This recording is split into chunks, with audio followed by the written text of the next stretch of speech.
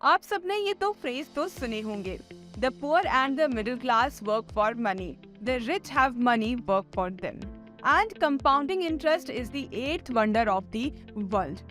SIP investment एक ऐसी investing strategy है जो मनी एंड टाइम इन दोनों एसेट्स को ऑप्टिमली यूटिलाइज करके आपके लिए वेल्थ जनरेट करता है।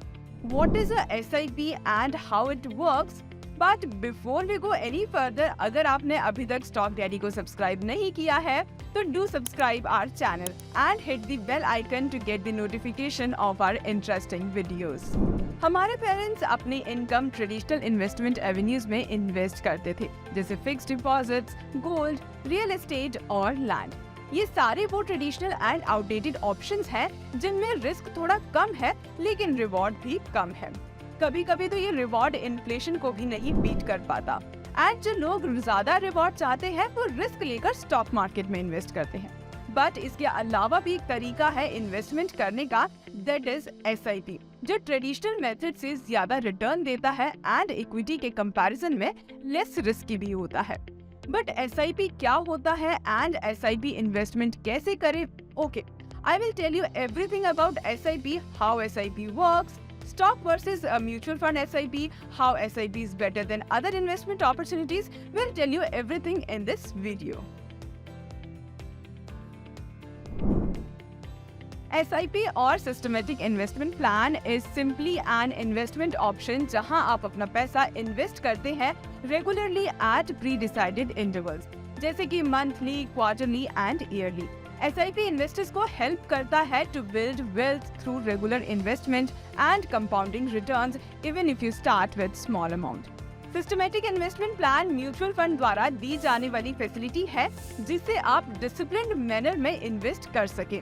SIP फैसिलिटी आपको आपकी पसंद के म्यूचुअल फंड स्कीम में रेगुलर इंटरवल्स ऑफ टाइम पर फिक्स्ड अमाउंट इन्वेस्ट करने का अलाउ करती है। Many people think कि म्यूचुअल फंड के थ्रू सिर्फ SIP में इन्वेस्ट किया जा सकता है, बट ऐसा नहीं है। म्यूचुअल फंड के थ्रू आप गोल्ड में इन्वेस्ट कर सकते हैं, you can invest in real estate, also you can invest in debt funds and equity market. इन चारों ऑप्शंस में आप एक साथ इन्वेस्ट कर सकते हो थ्रू SIP और through mutual funds. Now let's understand how SIP works. Rupee cost averaging. Imagine आपको XYZ कंपनी के मल्टीपल स्टॉक्स खरीदने हैं, but the stock price changes every day क्योंकि शॉर्ट टर्म में मार्केट काफी वॉलेटाइल होता है। इसे काउंटर करने के लिए एंड अपने लॉसेस को मिनिमाइज करने के लिए you average your investment. Let's say you buy stock for 1000 today and कल उसकी वैल्यू 950 हो गई एंड एक महीने बाद उस स्टॉक की वैल्यू 1200 हो गई।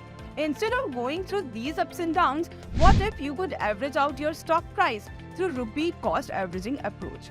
जब आप बिना स्टॉक मार्केट को टाइम करते हुए रेगुलर इंटरवल्स पर एक फिक्स्ड अमाउंट इन्वेस्ट करते हैं तो आप एक्चुअल में डिफरेंट स्टॉक लेवल्स पर इन्वेस्ट कर रहे होते हैं। जब स्टॉक मार्केट डाउन होता है तब आप ज्यादा इक्विटी यूनिट्स बाय कर पाएंगे at lower price because of averaging. आपके पर शेयर की बाइंग वैल्यू कम हो जाएगी एंड मार्केट अप होने पर आप शेयर्स हायर वैल्यू पर बाय करेंगे। लेकिन अगर लॉन्ग टर्म में शेयर प्राइस बढ़ता है तो परचेज प्राइस एवरेज आउट हो जाएगा। इससे आपको इन्वेस्टमेंट पर शॉर्ट मार्केट फ्लक्चुएशंस का इम्पैक्ट कम हो जाएगा। सो हाँ, SIP के थ्रू इक्विटी फंड में इन्वेस्ट करने पर आपको रुपी कॉस्ट एवरेजिंग का बेनिफिट मिलेगा। Number 2 is power of compounding. सबसे पहले ये समझते हैं कि कंपाउंडिंग इंटरेस्ट होता क्या है। कंपाउंडिंग इंटरेस्ट ऑन सेविंग होता है जो both initial principal and previous period के एक्यूमुलेटेड इंटरेस्ट पर कैलकुलेट होता है। अगर सिंपल वर्ड्स में बोलूं तो ये इंटरेस्ट पर इंटरेस्ट होता है। कंपाउंडिंग आपके पैसे को एक एक्सेलरेटेड रेट पर मल्टीप्लाई करता है और जितना ज्यादा नंबर ऑफ कंपाउंडिंग पीरियड होगा उतना ज्यादा कंपाउंडिंग इंटरेस्ट भी होगा। लेकिन यहाँ बहुत सारे लोग कंफ्यूज होते हैं कि म्यूचुअल फंड कंपाउंडिंग बेनिफिट्स कैसे देता है, क्योंकि म्यूचुअल फंड NAV तो डेली फ्लक्चुएट होता रहता है, तो ये पावर ऑफ कंपाउंडिंग प्रिंसिपल को कैसे फॉलो करता है।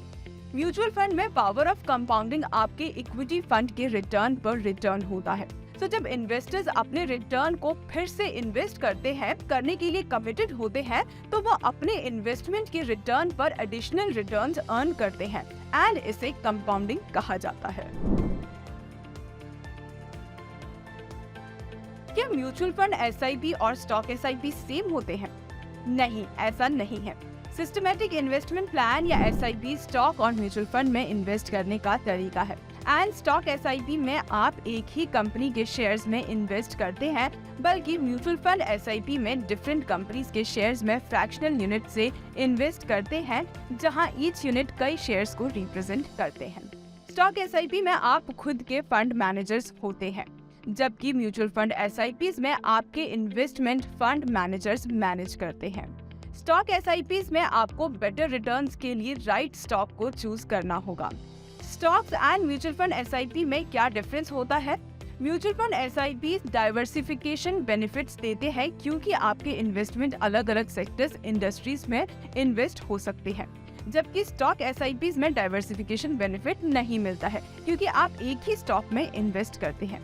इवन मल्टीपल स्टॉक एसआईपी भी सभी सेक्टर में सफिशिएंट डाइवर्सिफिकेशन नहीं देती है।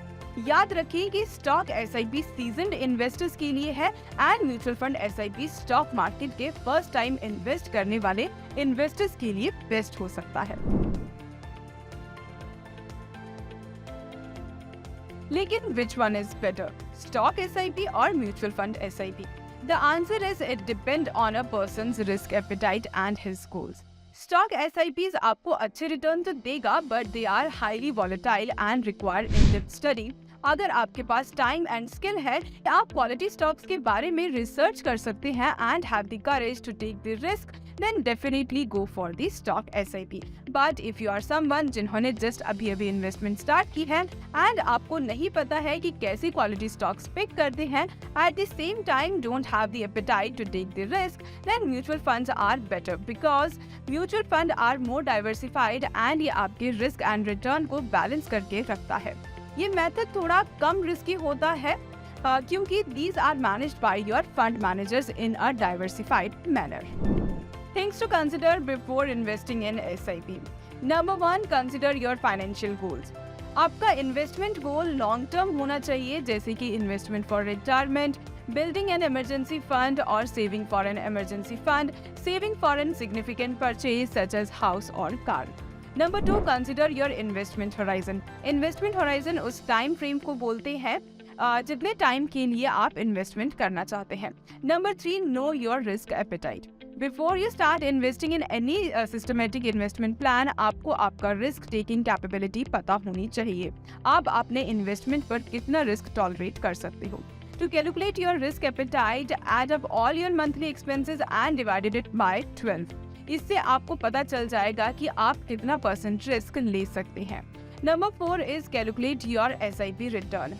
अब जब हमने अपना रिस्क एपेटाइट पता चल गया है, तो हम SIP कैलकुलेटर यूज करके एस्टिमेट लगा सकते हैं कि हमें हर मंथ कितना इन्वेस्ट करना चाहिए। The best part about using this calculator is that it will show monthly contribution and return over time, so that you can see exactly how long it will take before your investments pay off. SIP एक बहुत ही innovative and hassle-free mode है for investing money in mutual funds. This mode of investment ensures discipline and regular investment in the best mutual fund and making the entire wealth creation process easier for the investors.